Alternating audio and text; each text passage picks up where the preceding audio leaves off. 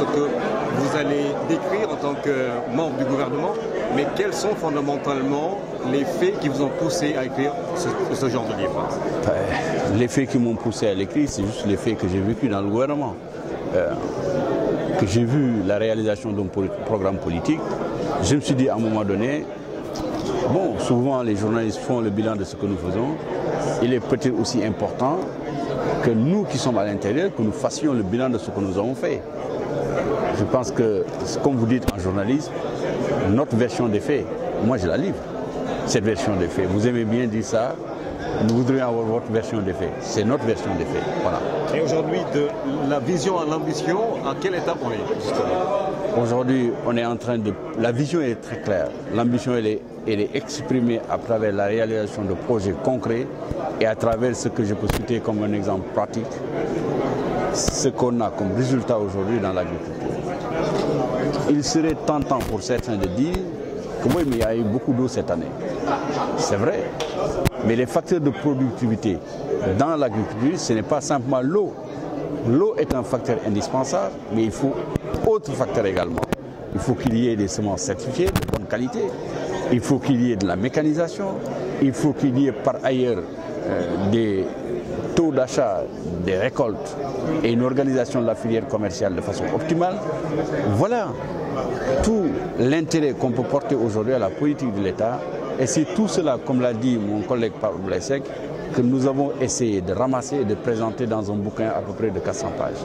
Et je remercie infiniment le Premier ministre qui a accepté de venir présider la cérémonie, même s'il est retenu par ailleurs pour aller travailler, continuer sur le travail, continuer le travail relativement au dossier de l'État. Voilà. Pour les journalistes très critiques, pourquoi cette fois-ci, est-ce qu'on pourrait vous reprocher d'avoir mis un peu de miel dans votre plume?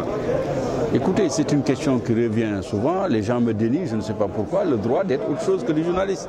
J'ai été journaliste pendant 58 ans et j'ai décidé de quitter le journalisme. Je suis dans une autre posture, je ne crois pas faire moins que ce que je faisais avant. Je le fais en âme et conscience et conformément, moi, à ma conscience de professionnel, de membre actif du gouvernement. Si évidemment des gens attendent que je me mette à écrire des choses sur le gouvernement, contre mon gouvernement, serait manquer de respect à ma propre personne et c'est contraire à la conception que je me fais de ma dignité d'homme et de ma dignité de citoyen. Voilà. Et vous étiez obligé de le faire? Combien d'ouvrages, madame vous dit? Je crois 8. Oui. Oui. Voilà. Étiez-vous obligé de le faire justement, de dire ce que vous avez vécu dans ce gouvernement en tant que ministre? La seule chose que je vous dis dans ma vie, personne ne peut m'obliger à rien du tout. Je suis un homme libre et profondément libre. L'expression que j'ai consignée à travers ces livres-là est la preuve de ma liberté. Personne ne peut me contraindre à faire une chose dans un sens ou dans un autre, mais aucun terrorisme intellectuel ou critique ne saurait également me détourner de mes objectifs et de ce que je crois devoir faire comme citoyen libre. Évidemment, libre aux autres de dire ce qu'ils pensent. C'est ça la démocratie, c'est ça la vie en public. Je fais des choses. Vous savez, quand vous prenez l'acte d'écriture est un engagement. Vous arrivez sur le public, dans le public, vous écrivez, attendez-vous à ce que vous soyez critiqué, ça c'est pas le problème. Alors aujourd'hui, une dernière question, quelqu'un m'a dit que vous avez écrit sur la République, pas sur un homme. Est-ce que vous êtes en phase avec cette assertion?